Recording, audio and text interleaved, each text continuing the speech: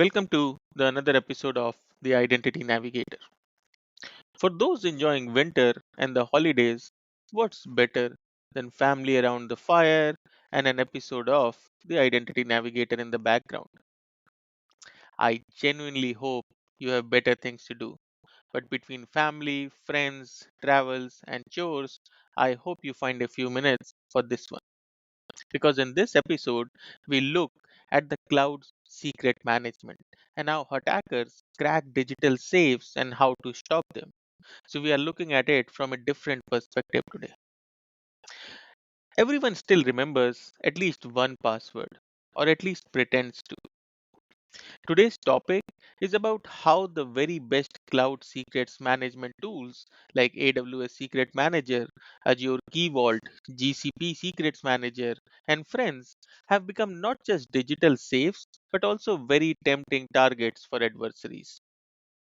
Now, this is less of a horror story and more of a security saga, a mix of cat and mouse, technical deep dives, and practical survival guide for everyone building and defending cloud ecosystems.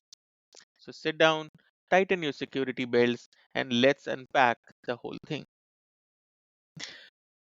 So before we look at the current state, let's look at the evolution of the secrets management.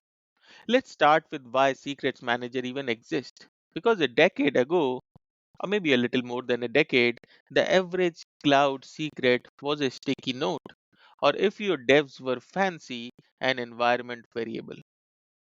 Now, organizations entrust specialized tools AWS Secret Manager, Azure Key Vault, GCP Secrets Manager, Kubernetes Secret, HashiCorp Vault, etc. Why? Centralized control, fine grained access, audit trails, encryption, all great.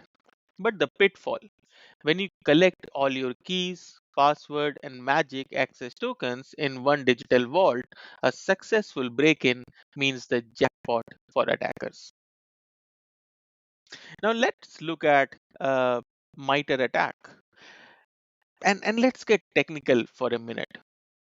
MITRE attack assigns a precise name to this thread, T1555.006, credentials access tactics, focusing on credentials from password stores. Now let's translate. Adversaries use built-in cloud commands, not 0 days, but default cloud CLI tools to extract the secrets. For example, in AWS, I can run a command like AWS Secrets Manager get secret value.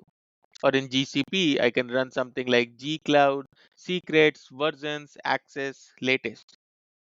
Or in Azure, I can run something like AZ Key Vault secret show. No hacking required if permissions are mismanaged.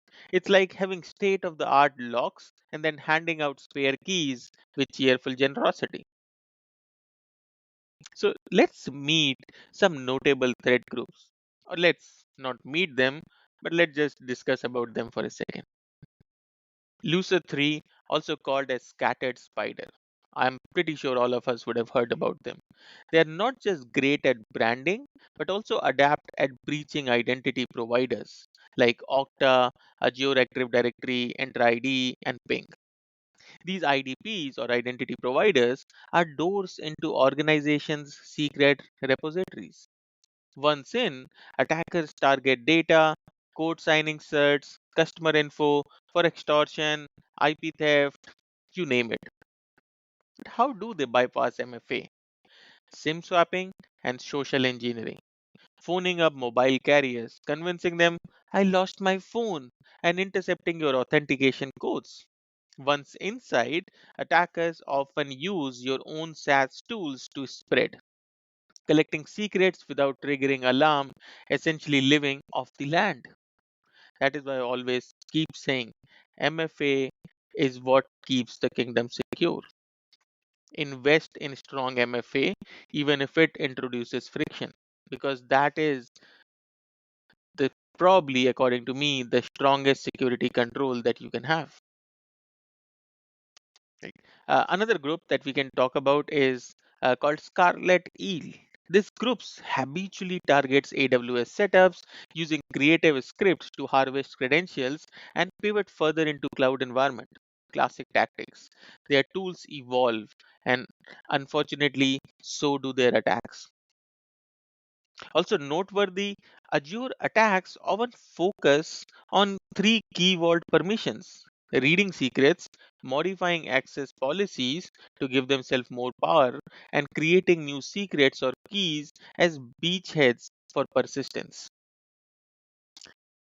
Imagine the initial compromise isn't some mad hacker dash, but a dev's configuration file left in a public repo. It's not Ocean 11, it's just somebody randomly picking up your wallet which you dropped on the street and didn't even realize it.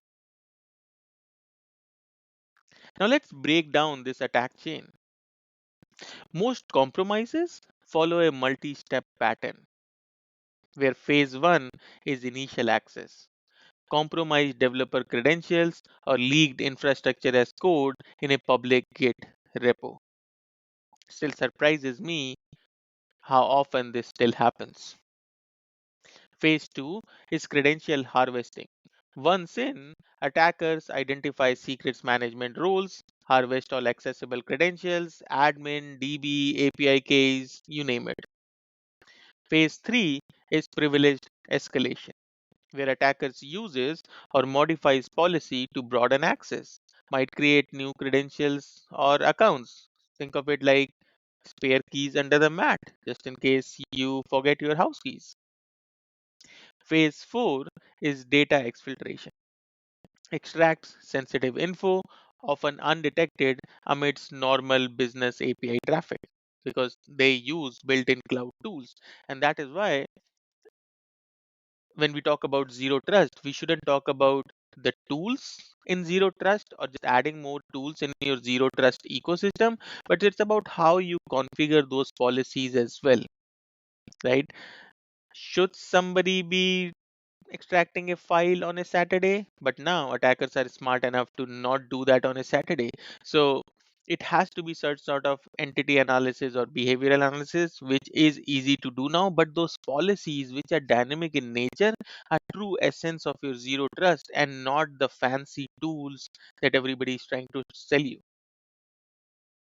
Phase 5 is persistence. Now it leaves persistent access, new secrets, backdoor accounts, setting up for repeat visits or selling access. A personal favorite detail of mine is in blue team exercises using open source red team framework like Paku. It's easy to see just how simply enum underscore secrets can lay bare an organization's entire vault when permissions are lax. So how do defenders see the invisible hand in their cloud? Watch for command usage spikes. Sudden burst in get secret values, API calls, or unusual CLI usage.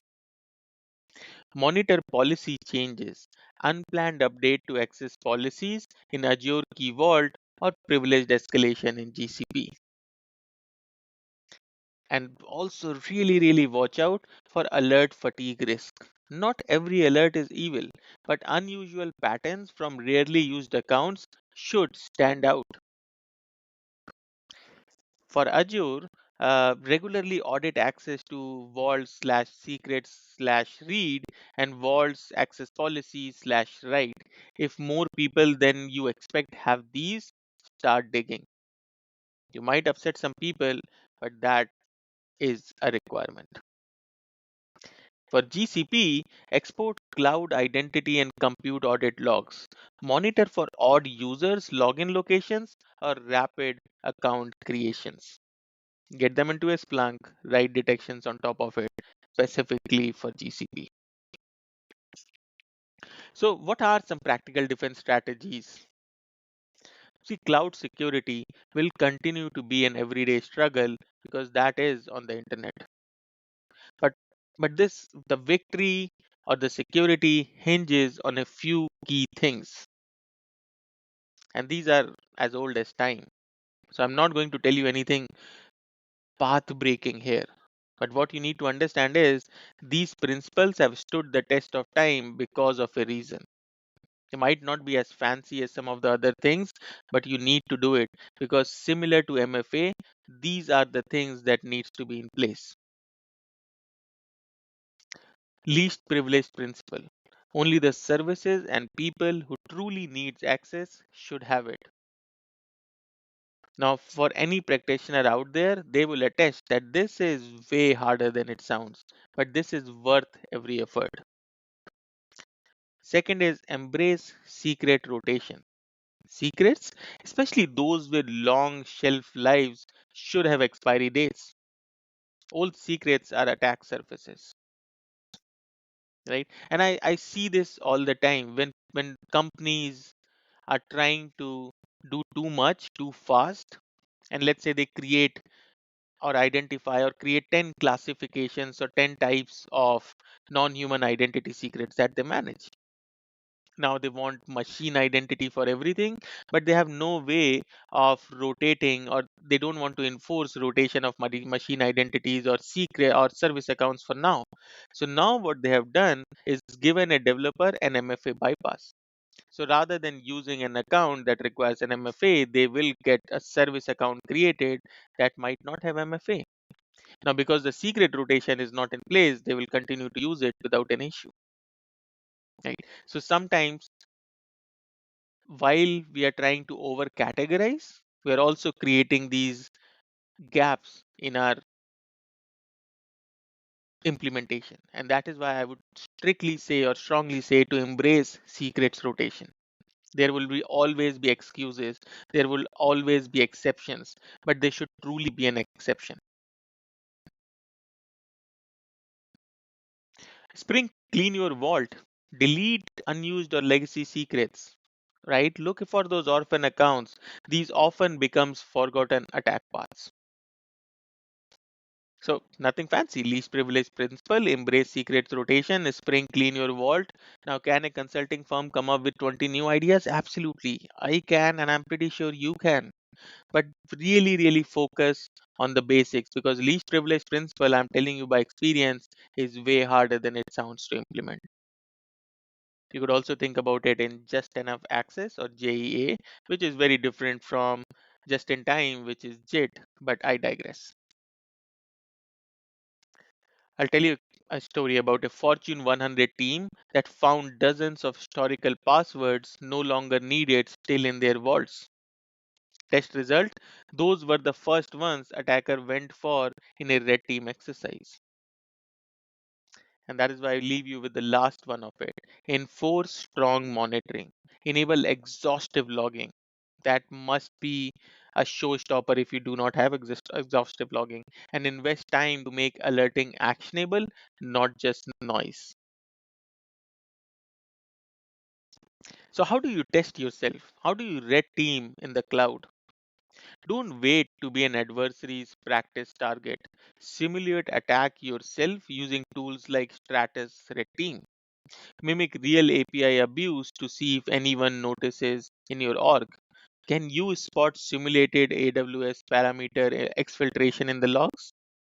Test often, test for real response, and if your alert goes to a black hole, you are flying blind. But Secrets Manager aren't only in traditional infra. You should also watch out for Kubernetes. Cluster secrets often stored in etcd unencrypted. Be proactive about encrypting and restricting access. Terraform. Check state files for unencrypted secrets and enforce scanning for hard-coded values. And this all this complexity is increased multifolds by the multi-cloud setup. Each platform's vault is special, right? Now, think about your company might not just be singular cloud, but multi-cloud and also could be in data center. So you will have to cover all the scenarios here.